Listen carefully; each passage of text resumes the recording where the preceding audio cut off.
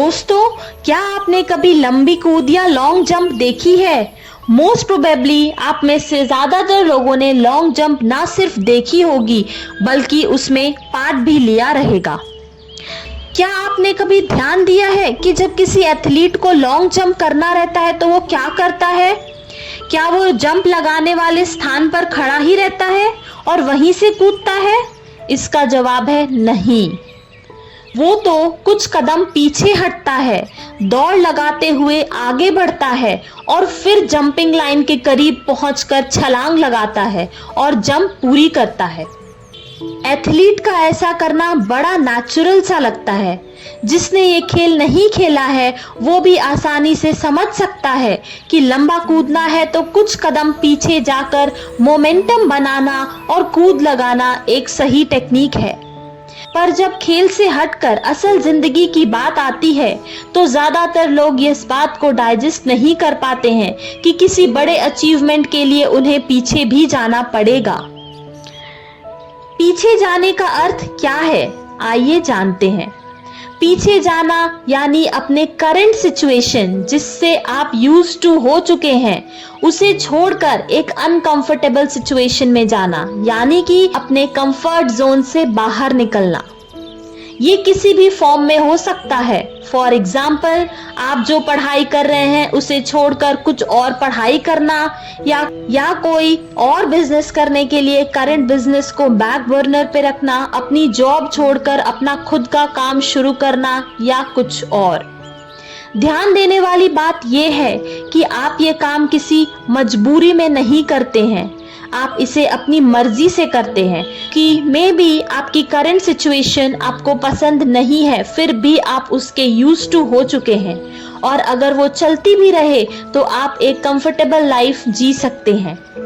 पर क्या आप जानते हैं कि आप लंबी कूद के लिए बने हैं?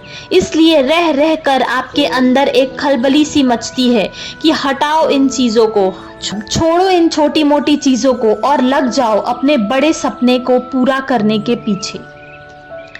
क्या होता है जब ऐसे ख्याल आते हैं? इन ख्यालों के आने पर मैक्सिमम लोग हर बार खुद को समझा ले जाते हैं, रुको अभी रिस्क लेना ठीक नहीं है, अभी मेरा परिवार है, अभी मेरे बच्चे हैं, अगर मैंने ये कदम उठा लिया तो ये रिस्की हो जाएगा और कुछ दिनों के बाद शुरू करेंगे। लेकिन बाल काले से सफेद हो जाते हैं पर वो कुछ दिन बीतते ही नहीं है और आप सालों तक फिर यूं ही पूरी लाइफ उसी सिचुएशन में पड़े रहते हैं।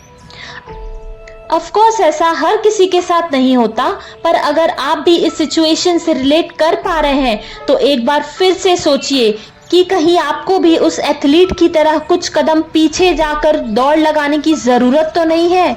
कहीं आप अपनी लंबी छलांग लगाने की एबिलिटी को दबा कर तो नहीं बैठे हैं? और यदि ऐसा है तो पीछे हटने से मत डरिए।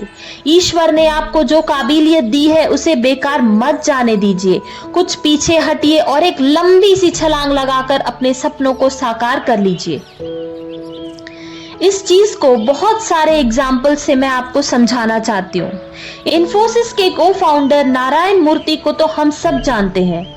इन्फोसिस शुरू करने से पहले वो पटनी कंप्यूटर सिस्टम्स में काम करते थे, पर वो डेलिबरेटली इस कंफर्टेबल पोजीशन से पीछे हटे, अपनी जॉब को छोड़ा और भारत की one of the best IT companies बना डाली। इसी कड़ी में है मिस्टर अरविंद केजरीवाल जी, जिनका भी नाम जरूर ही इस क्रम में आना चाहिए।